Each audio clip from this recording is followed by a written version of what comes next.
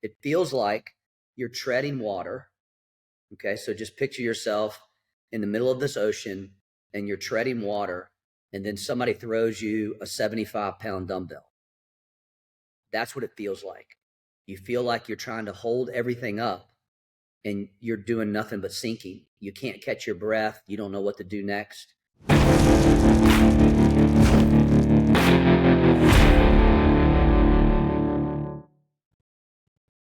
Welcome to the Men's Alliance podcast. Men's Alliance is a growing movement of tribes across the nation that meet weekly for rugged outdoor workouts and a real-world devotion around a fire. If you want to be a part of what we're doing, join us at men'salliancetribe.com, where you can find a tribe near you or come to one of our Start the Fire weekends. So check us out at men'salliancetribe.com. Now stay tuned for this great podcast. Welcome to the Men's Alliance podcast. I'm Dave Mills, Goose, and got a great guest with me today that I'm really excited about just having a conversation with. We've got Troy Maxwell, author, speaker, and lead pastor at Freedom House Church. Yeah. Welcome. Excited to be here. Thanks for the invite. What an honor to hang out, talk to some real men. I know there's a bunch of them out there. That's right. There are. And like I said, we're just honored to have you on our show. Thanks for taking the time out to be here. So, men, I gotta show you this. This is Troy Maxwell's book. Check this out. The Panic Room. Look at that.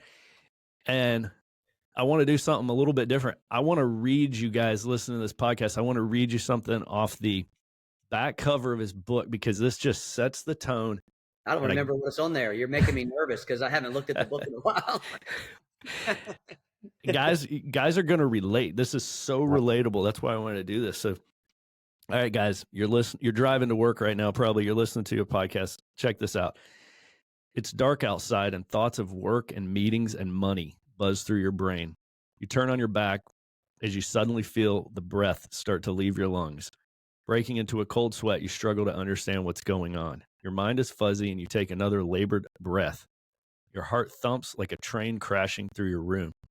You're certain that you won't make it to tomorrow, let alone the next 5 minutes. The walls are closing in.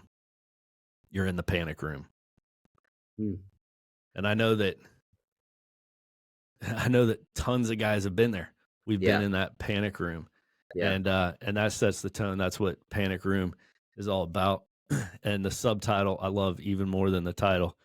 Subtitle is Panic, Anxiety, and the Art of Lying to Everyone. Great book. Goose, my son actually helped me with that little excerpt at the end. Really? Your panic and the art of lying to everyone. Because I asked him, I was like, hey, I'm writing this book. I'm working on it. And he knew my journey and what I was dealing with. So if you can imagine for a second, I'm this dad. I've got 3 kids. My oldest is my son. I'm this dad. I'm trying to be the hero. I'm trying to, be the leader, be the pastor, be the father, be a great husband. And like I said in the book, I started having panic attacks and anxiety. This was 16 years ago when it started happening. And so my son was very familiar because I didn't write the book. It came out in 2020. So that would have been 13 years. So it took me a long time to process everything and still learning quite a bit of it. But he's the one that helped me write that. And actually the back as well. So that kind of gives you a little perspective because he was very, very close to what I was dealing with and the anxiety and the panic, everything that I was going through. I know we're kind of getting ahead, but I just thought. No, that's very cool. Yeah. That's cool how he's involved in it. And also that's very insightful. I think the amount of time listeners want to hear that, right? 13 years of processing, right? Between between ground zero and book, right? Yeah. And so tell us a little bit about that. What is a piece of your story? You don't have to give away the whole book, but how do guys get themselves into that panic room? Yeah. And then the next part is going to be, how do we get out of it? So let me first of all say the reason why I titled the book The Panic Room, and then I'll kind of go in a little bit of history, is I don't know if you remember Jodie Foster, actor. She did a movie years ago. I think it was in the mid 80s called The Panic Room. Yep. And it's a story of how somebody breaks into her house and she goes into the panic room, because she wants to save herself and I think her daughter. I can't remember the whole movie. But, I've been in a few houses that have panic rooms. It's that place you go into. You've probably seen movies where rich people go and they hide. It's a terrible military strategy. Exactly. Well, the purpose of the panic room is to provide safety. But when it comes to mental illness or anxiety, a lot of people would go to escape to a room, and when in reality they isolate themselves from the very issue that they're dealing with. And so that's the reason why I entitled it Panic Room. So 16 years ago, our church, we started our church in 2002. So this would have been, we're 21 years old. This would have been 2015 maybe? I don't know. I can't remember the exact. No, this would have been 2005, 6, somewhere around in there. And so I was pastoring, the church was growing. We were meeting in elementary school. We didn't have any property or anything like that. And so married, young kids, and all of a sudden I hit a wall, basically. Now, I didn't know what this wall was because I'd never hit it before. But I worked myself, ministried myself, pastored myself into a position where my adrenal glands were fried. I was exhausted, and I'm not a sick person. Like I don't go to the hospital. I'm a minimizer. And so, basically like a lot of guys, I would almost have to be on my deathbed before I would even think about going to the doctor or anything like that. And I wake up after a lot of symptoms that I didn't recognize. And I wake up on a Sunday morning, and I had a panic attack, and I didn't know what it was. And it felt like I was having a heart attack. I thought I was dying. It had been preceded by, I was in Guatemala, and this is all in the book. I was in Guatemala, and I'd had a panic attack there too, but it was a different feeling. And when I got back home in America, in Charlotte, North Carolina, where I was pastoring my church, I was on the front row. We had 2 services that day, and I couldn't preach. And it debilitated me. And that began this journey of trying to figure out, with a lot of mistakes, a lot of ups, a lot of downs, a lot of hurt, a lot of pain. There's 2 chapters in my book from my wife. So she wrote it from her perspective, because a lot of people have never had a panic attack. And, so for those of you that are listening and you've never experienced anything like that, I'll tell you what it feels like. It feels like you're treading water. Okay. So just picture yourself in the middle of this ocean and you're treading water, and then somebody throws you a 75-pound dumbbell. That's what it feels like. You feel like you're trying to hold everything up and you're doing nothing but sinking. You can't catch your breath. You don't know what to do next. I've used that analogy a few times in services, and people who have had panic attacks, sadly, a couple people actually had a panic attack when I described that. Yeah. So it's a real feeling, it's for everybody. It's a little bit different, but that's what I went through, man. I struggled. You mentioned also that you thought it was a heart attack at first. I did. My heart rate went up. Everything closed in, like, almost like I'm going to pass out. And my hands started to tingle, because when you're having like your hands tingling, you're thinking, oh my gosh, I'm having a stinking stroke. I'm going to die. And that's what it felt. I don't know what it feels like to die, but I think that's probably what it felt like, or what it feels like. And that's what it felt like for me. And that began a journey, 16 years ago, of trying to understand and realizing I grew up in an environment, especially Christian environment, where you never talked about that stuff. You never talked about anxiety, depression. I kind of grew up Word of Faith, charismatic and realm. And so if you brought those things up, oh man, just pray, read your Bible, pray in the Spirit, and it's gone. That's not what happened to me. And I'm a pastor. Yeah. Yeah. So there's a great book on this topic you just made me remember. It's called Why Do Christians Shoot Their Wounded? And its whole theme is about the spiritual guilt that people will unwittingly just heap upon a person who's struggling with one of these, problems like anxiety, depression, addiction. When you tell a person, oh, you just need to pray more, or you just need to, you need to get rid of the sin in your life, or just this kind of bad advice where now the problem is still there. The problem hasn't gone away. And now Right. there's another problem too. Now there's all kinds of guilt, Yeah. and the person is beginning to doubt their faith. They're doubting the existence of God in some cases, Yeah. because they've been sold, they've been sold a faith that doesn't exist. Right. They've bought into something that's, a straw man.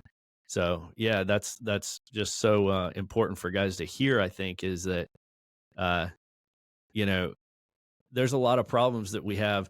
If you have a problem with your, pancreas, you go to the doctor and you take medicine, right? If you have a problem with your heart, you go to the doctor and you take medicine. Well, the brain is an organ, Yeah. right? And if you have a problem with that, you can go to a doctor and take medicine for that too. It's not like, I think the people that would say, "Oh, you just pray more and that'll go away," I don't think they would have that same position about diabetes. Right. You Right. know, Yeah. Now I believe, Goose, I believe God can heal, and absolutely. I've seen it happen over and over Yep. again, and I'll never take that away. But I think, I had to learn through the process. First of all, I was doing ministry, pastoring, all of that the wrong way. And what I mean Mm. by that is I was trying to make it happen. I was trying to do it all on my own. And I come into contact with a lot of guys that are doing it the same way. They're trying to build Yep. their business themselves. They're trying to, change their marriage themselves. And most of us are fighters. We're aggressive. We're not passive. We're pushing all the time. And that's the way I'm very competitive. I work out, I exercise, all those things are very important in my life. But when it comes to ministry and my role as a pastor, I didn't know how to rest. I didn't know how to take time off. I didn't know Yeah. how to slow down. And I learned very quickly that if you don't take a rest, God will force one on you. That's right. That's And right. You're going to take one. you're going to take a rest. You're going to either you're going to do it voluntarily or you're going to do it mandatorily. And it was a mandatory rest for me. And it taught me that rest is never weakness, that rest is actually a weapon. That Yeah. the enemy would love to keep you busy and tied up and anxious and depressed, because you won't be as effective. But if you can just, and I developed a rhythm that I use, and we can talk about that if you want. But it helped me And really navigate it. that rest theme is so important, right? And just everything you're describing is just resonating with me, because we all just want to do more, Mhm. right? And we think sometimes that the solution to our problems is to do something more, to do Yeah. something, right? Like to add something to our schedule. And a lot of times the answer is to subtract Right. something, take some things off our plate. And the fancy mental health term for what we're talking about is self-care, Yeah. right? They say self-care. You got to practice self-care. And I like the phrase sharpening your axe, right? And a lot of guys are just out there swinging away every day, all day with a very dull axe, Yeah. right? And when we take that time to, like you're talking about, to rest, to take some stuff off our plate, that's sharpening our axe. And then when we get out there, we'll actually be more effective. 100%. 100%. I had a dull axe. That's a good analogy. And I was trying to chop down trees, and I was chopping them down. They were Yeah. coming down. It just took a lot longer and a lot more effort, a lot more energy, and eventually I broke. The axe didn't break, but I broke. Yeah. Man. Yeah. So let's talk about this part of your subtitle, the art of lying to everyone. How does lying to everyone fit into this topic of panic attacks and having too much on our plate? So, go back to this idea of the way I describe it is I wanted to be this hero, but I was really human. And so one of the most difficult things I think for a man is to recognize that we're human beings and we can't be the hero all the time. And so here I am, I'm married, I'm a husband, I'm a father, I'm a leader, I'm a pastor. Everybody looks to me, hero, but I'm a human. And so the lying part was I didn't want to admit that I needed help. I didn't want to admit what was really going on inside of me. And, there's two reasons why. Number one is I didn't know what was going on early on, but also I didn't want to come across weak to anybody. And Yeah. so, if I have to tell my wife, I can't preach today, and I'm it, like I'm the only guy at this time in our church where there wasn't any backup. I didn't have any, backup quarterbacks back there. It was me, or we don't know what to do. And so I would lie to her. I would lie to my friends. I was lying to myself. I was lying to the people around me because I didn't want to come across weak. I didn't want them to look at me anything other than the hero that I was supposed to be. Boy, that's a dangerous trap, isn't it? Very, very much so. Very much so. I think a lot of guys fall into that trap. And, and I think one of y'all's, 3 words that y'all talk about is that facade aspect of things. Yep. What's the opposite word? The real. Real. So, when you think about real, sometimes that can be a real overused word. But the idea is you need to be authentic, genuine, and that's where integrity comes in. Integrity is not just telling the truth. Integrity is having the strength to withstand. I mean, the integrous of a steel is based its ability to carry something. And so me creating this foundation of lying, really, I didn't have integrity. So that's where the whole lying thing came around. And it was hurting my relationships, community, and ultimately it hurt myself. I had to get out of it. And I did. Part of this is why I wrote the book, is, to talk to, and it's not just for guys, but honestly, I get a lot of resonation from men because I'm a guy and I'm not some wussy guy. I'm like a normal, aggressive, I'll kick your butt kind of guy. So does that make sense? Absolutely. 100%. Yeah. You're our kind of guy, right? Yeah. That's what Men's Alliance is full of, is guys like that. I'm not trying to toot my own horn or anything. Like I'm trying to be some manly man, but I'm not a wussy. Like I'm not, right. So that for that me makes it even harder, right? Because that just kind of paves that road for you to the dangerous place, right? Now you're expected to be strong. You're expected to not need help. You're expected to be able to, hold a heavy load indefinitely because everybody's like, oh, he's fine. He looks like he's got it. Yep. Right. And then that's just setting ourselves up. We have a line in our creed that says, I'm not too proud to ask for help. Yeah. I belong to a tribe and do not struggle alone. And that's one of our biggest obstacles, I think, as men, is constantly, that's a daily constant battle, is do I need help? Am I being too prideful to ask for it? And we have to just constantly catch ourselves in that pattern of, I need to ask for help in this area, or I need to tap out in this area, right? Because these things are, Goose, the crazy thing is what I learned in this process is being vulnerable is just as strong. So that's good. The act of saying, hey man, I need help is actually a strength.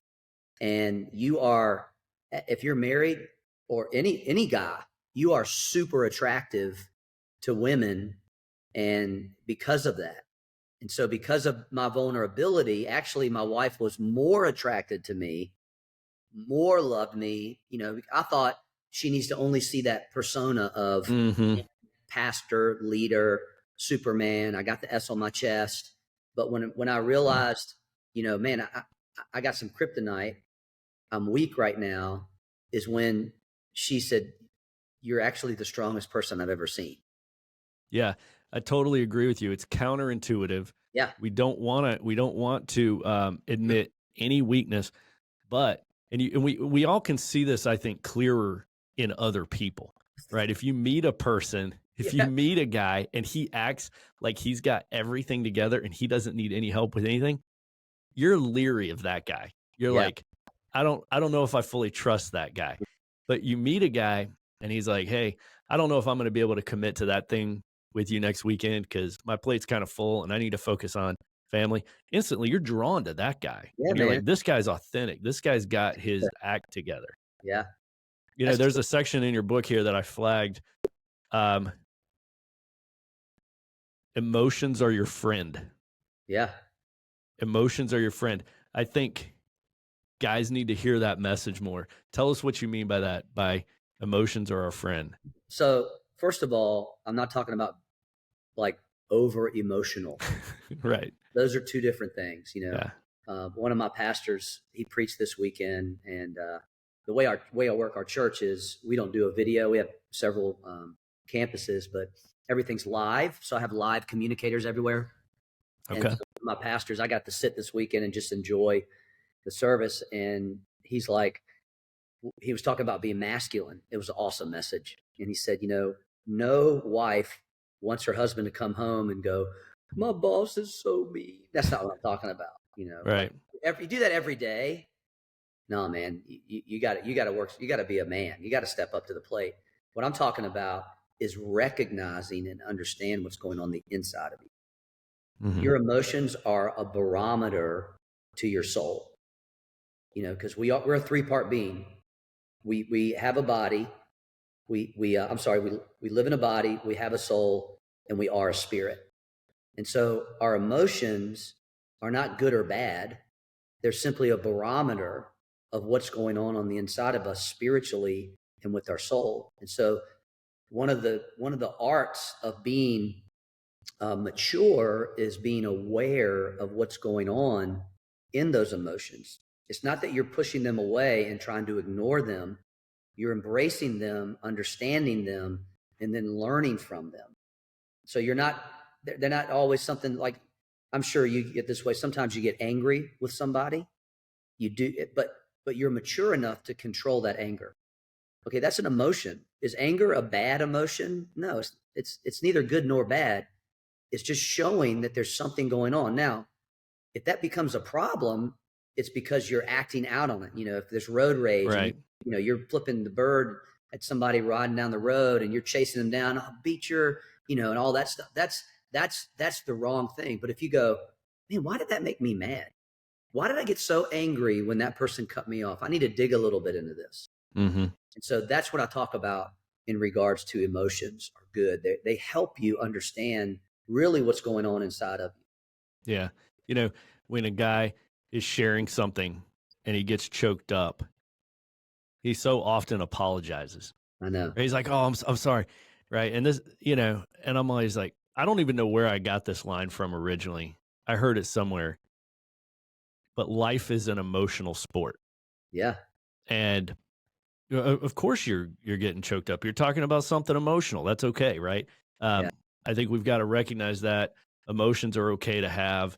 You don't have to just keep bottling them up and stuffing them down, right? And it's okay for us as men to acknowledge the fact that life is an emotional sport, and we can go through some really tough, really heavy stuff in it. And when we do, we've got to talk it out. We've got to find somebody. We've got to have a band of brothers.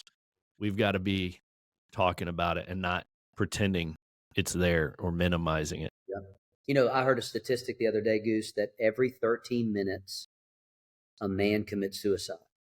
It breaks my heart to think about that. So just in the time of this podcast, 4 guys have decided to take their life. This is a very important issue that we got to talk about it.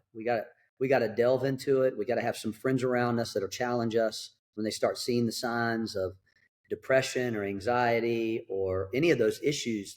We got to know it. Maybe you've never had an experience with it. Totally understand. But it is real. Yeah. And that relationship with one of the things that was difficult with her was the fact that she'd never had a panic attack.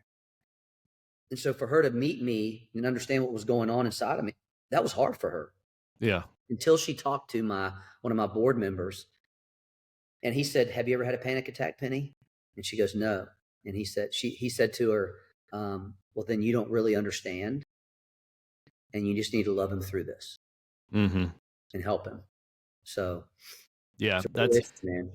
That's very true. I've never had one, but I've worked so much with so many people that have, and they all say a lot of the same things. They all say that it felt like they were dying, right? That they didn't know what was going on, that they thought they might be having a heart attack, and just so I've heard it enough that I don't have to understand it. I just accept it. I just push the I believe button. right? It's like, hey, that's what these people are saying, then that's what's happening. Yeah. And it's just such a common theme with so many people. And you brought up suicide rates, and that's actually one of the core reasons why Men's Alliance exists, right? Number of years ago, before I was in the process of starting Men's Alliance, um, I was also learning a lot about mental health and pursuing that field. And I was so surprised to learn that middle-aged men in America are the leading demographic for suicide. It is. Um, I would have guessed at that time. I would have thought that it's like teenagers or something, and I Right. was like, no, it's guys that look like us. It's guys in their 40s and 50s with mortgages and wife and kids and jobs, and they've got everything seemingly together on the outside. That's the leading demographic of suicide. And, of course, I believe that is because they're isolated. They have nobody in their life that they're real with, right? They got a lot of fake friends, and they have to pretend, they have to keep up that facade, that image of being fine in the lobby of church on Sunday morning. Oh, I'm fine. Everything's good. I got it all together. And that Facebook self, that we portray.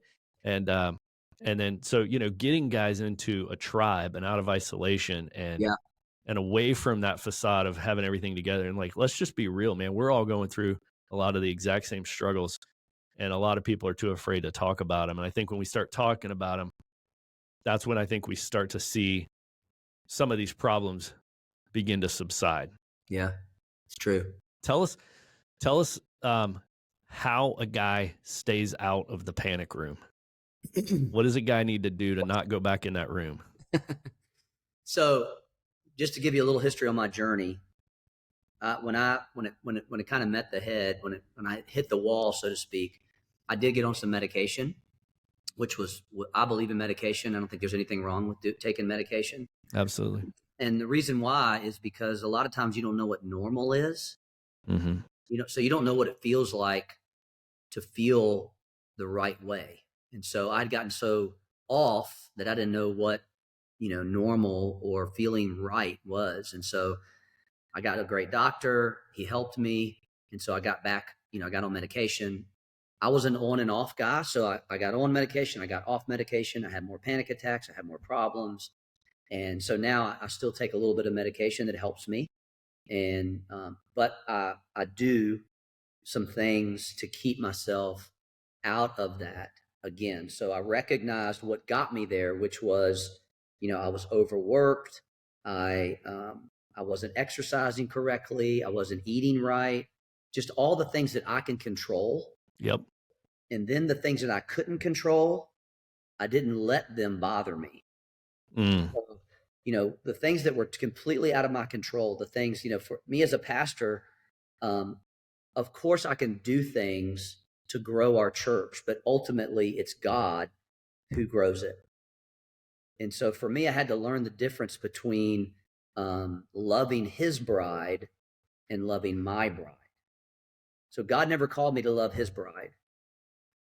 And so that's what I was doing. He called me to love my bride and feed his.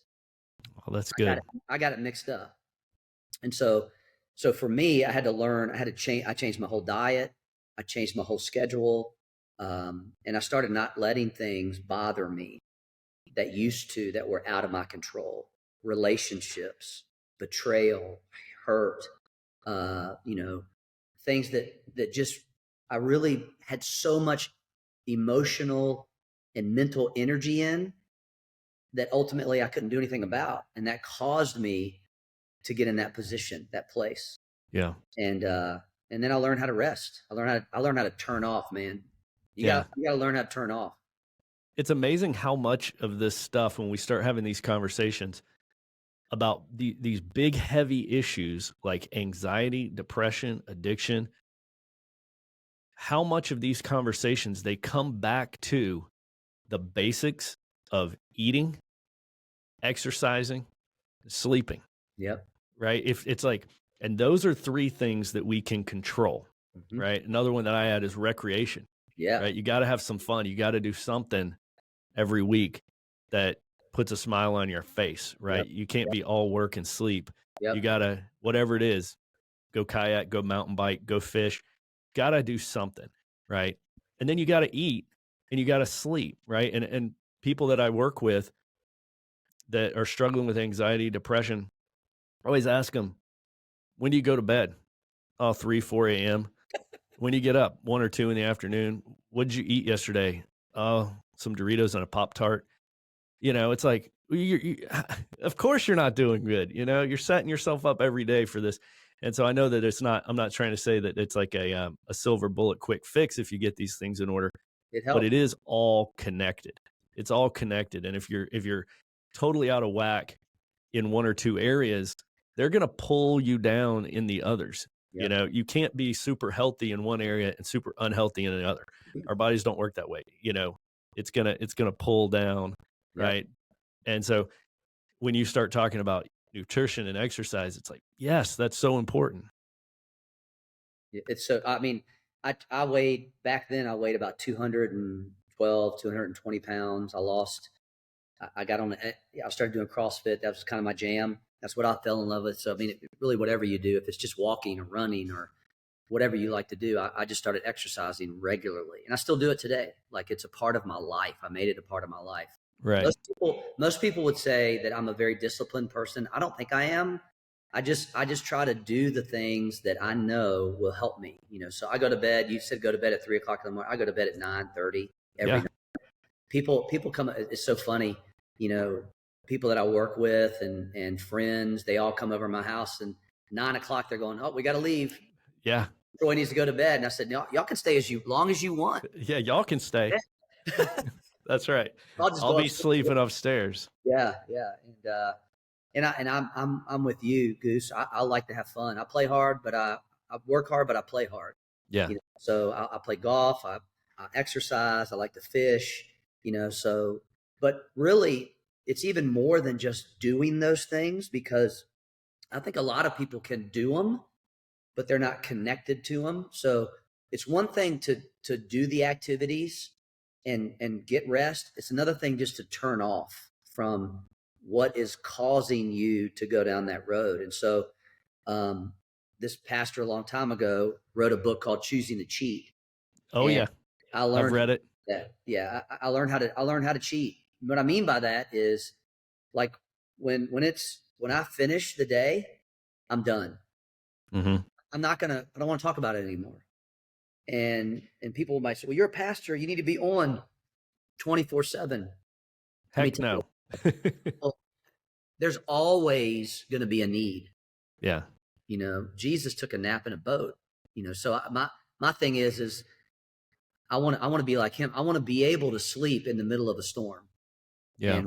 And so that means I got to be able to turn off. And so I would think those would be the keys. If you don't want to get there, to answer your question, mm-hmm. Look at your diet, look at your sleep habits, look at your exercise.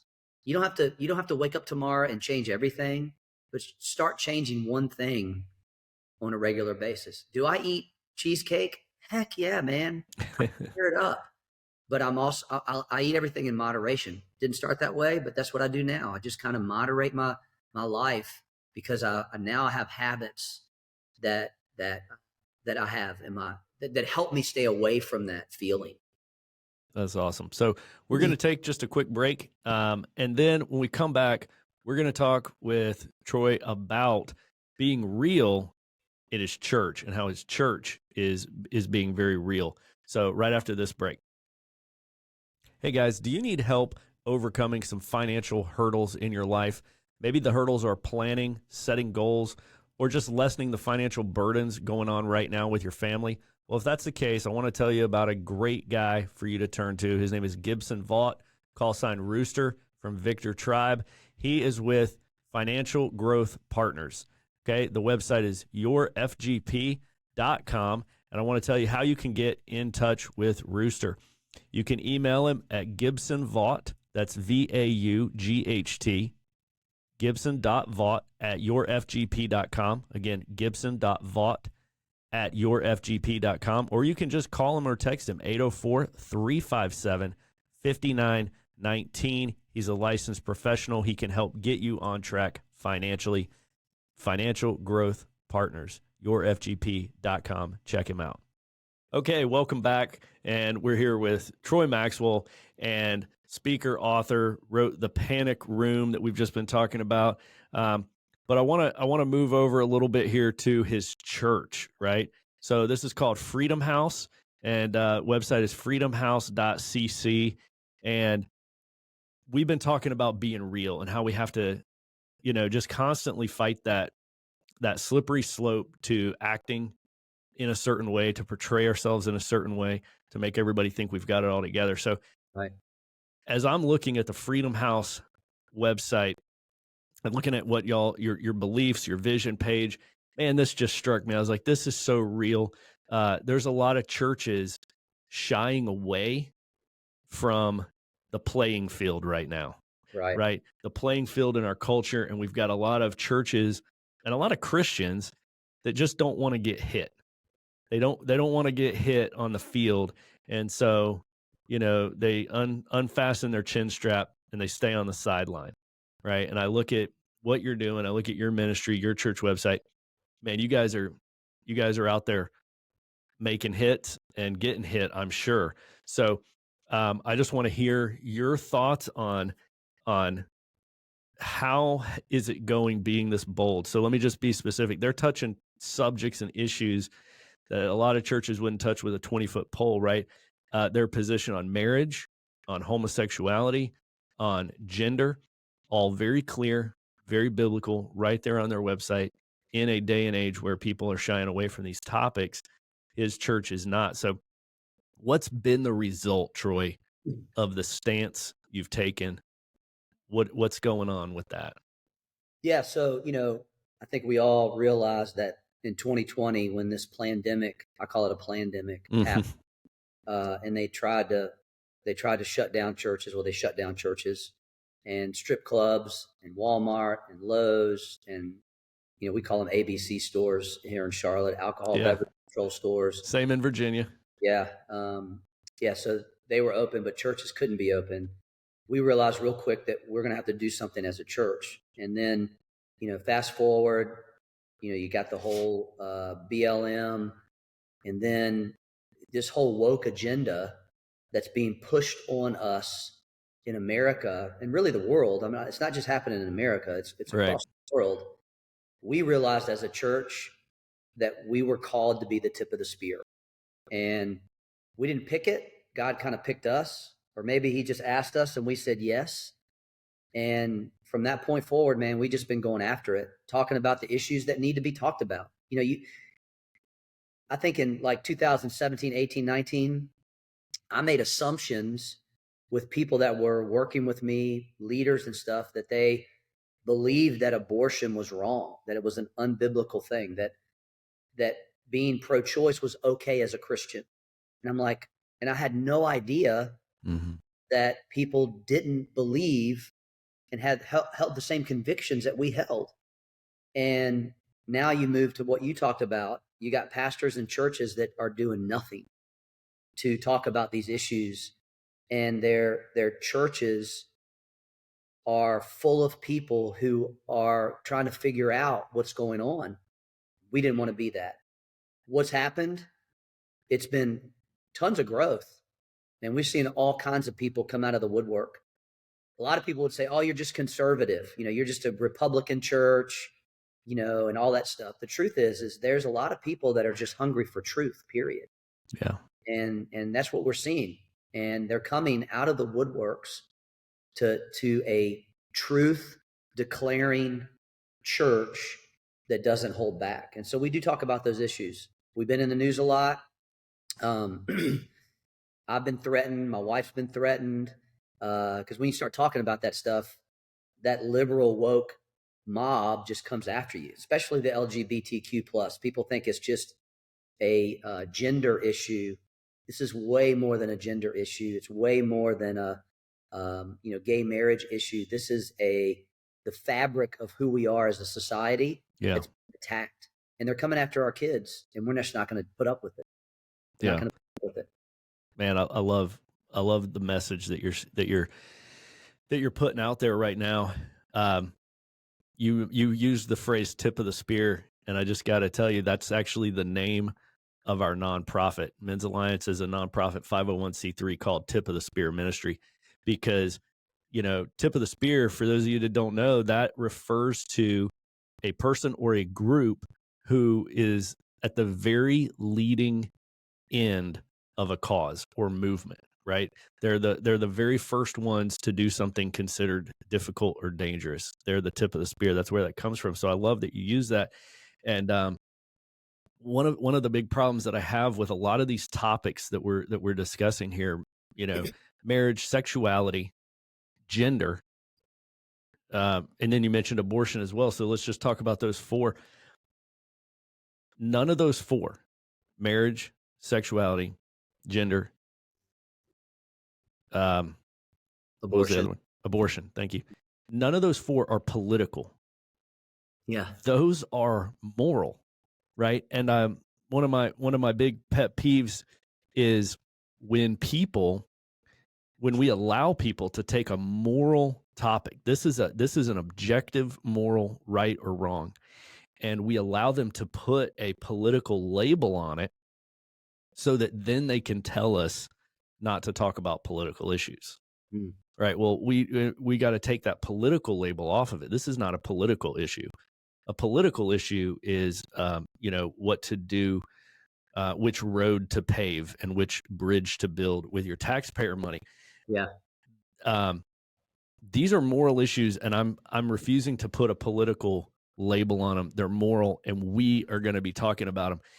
If the church can't talk about moral issues, then there's no point in having a church, right? If Men's Alliance isn't at the tip of the spear addressing these moral hot topics, then we're just a workout group, right? And so we've got to stay focused, keep our eye on the ball. So that's why I appreciate what you're saying about these. Let me ask you this. What would you say, from what you've seen in your position as an executive pastor who's made this decision, and you've experienced growth, right? You didn't take this bold stance and your congregation dwindled. You made this bold stance and you've experienced growth. So what would you share? What would you say to not just pastors, but leaders of any ministry, right? There's over 1 million Christian nonprofit organizations in the United States.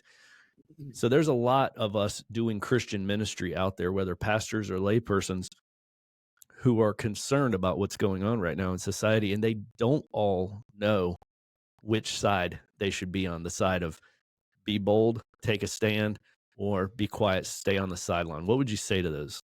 Well, I think everybody needs to be bold. I think they need to stand. If you're a believer, Ephesians 1 tells us that the world is peripheral to the church, meaning that the church is the one who sets the tone. The church is not peripheral to the world. The world doesn't set our agenda. God's kingdom sets our agenda. And so these moral issues are important issues for the future of really the human race. Abortion, marriage, gender, these are all go all the way back to the book of Genesis. And, I think there's two camps of people. There's the did God really say camp and the God said camp. Yeah. And so you got to pick which camp you're in. I'm in the God said camp. I think, Men's Alliance is in the God said camp. Yeah. And so why is it that we think that God would change his mind from 2,000 years of the Bible? Why would he go, you know what? Maybe I messed it up.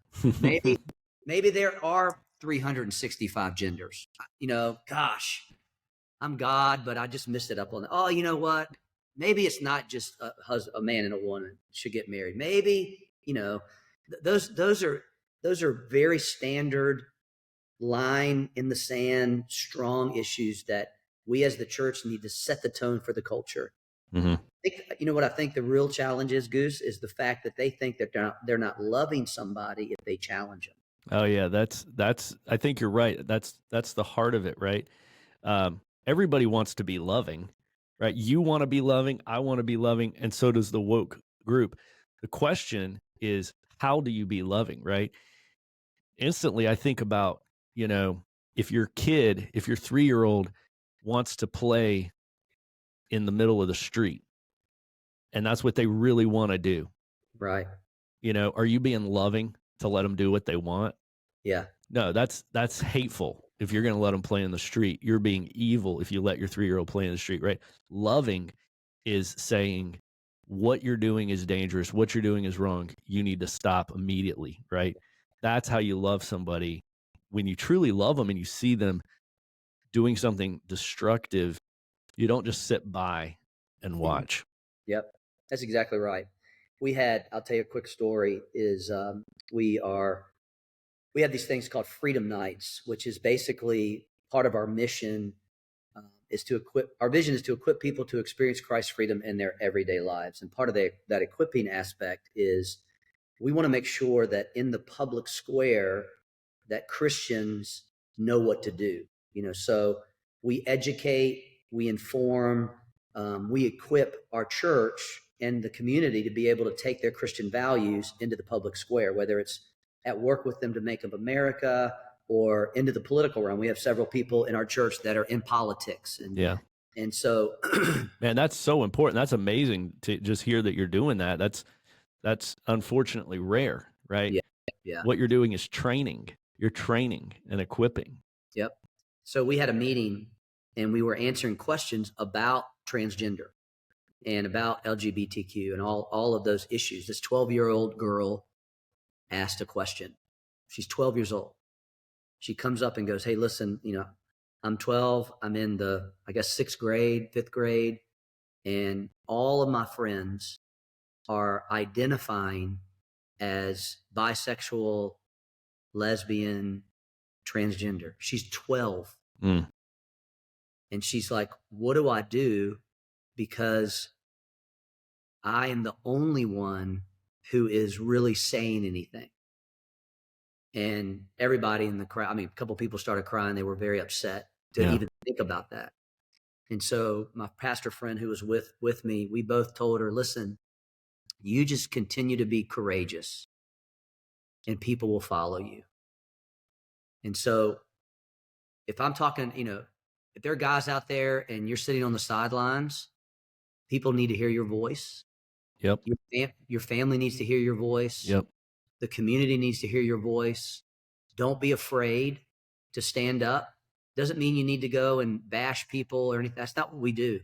We don't do that as the church. We simply declare the truth. Yeah. We are putting the righteousness back into our community. And what has happened, is other churches, other pastors, other congregations we're not doing anything special other than believing the Bible.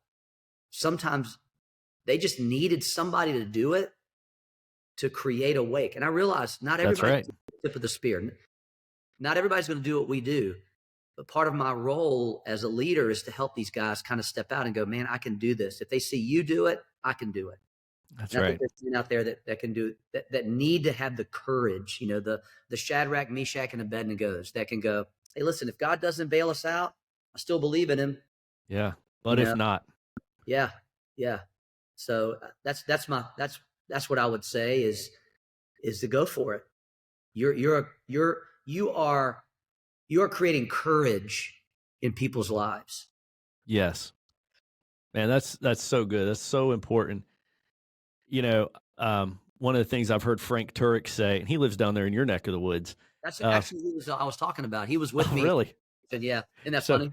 One of the things I've heard him say is that if the church stops teaching what's right and what's wrong and just tries to please the crowd, it's really nothing more at that point than a hymn singing Rotary Club.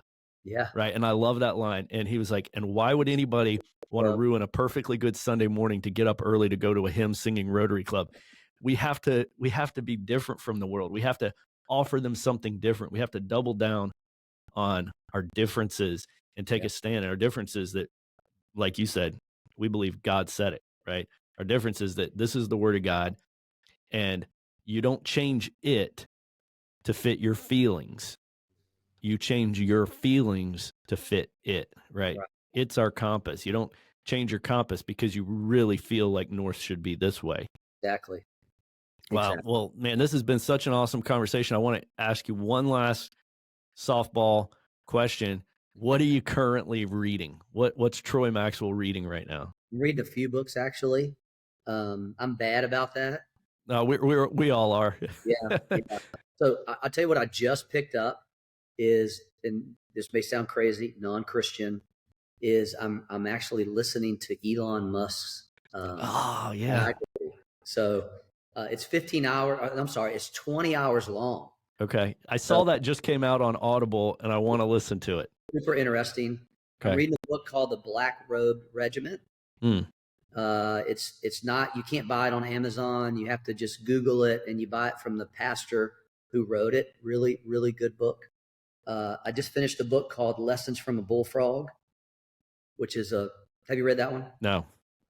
It's a book from a guy who was a Navy SEAL, and they give the title to a Navy SEAL who's like one of the top guys, trainer guys. They give him the title Bullfrog. Okay. So he gives, I think, 18 different lessons on that. And so, yeah, those are three that are in my kind of realm right now. Very cool. I always love to hear what leaders are reading right now in Men's Alliance. I'm curious, what are you reading? Man, I'll tell you what, I just finished reading the best book I've read in quite a while called We Will Not Be Silenced by Erwin Lutzer. Okay.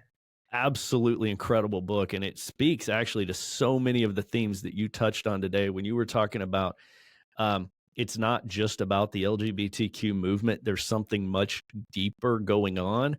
Yep. That is just simply a visible tip of the iceberg. Yeah. That's what that book is all about, unpacking what's going on there. And then I listened to a great audiobook, super short, by Stephen Pressfield, one of my favorite writers of historical fiction.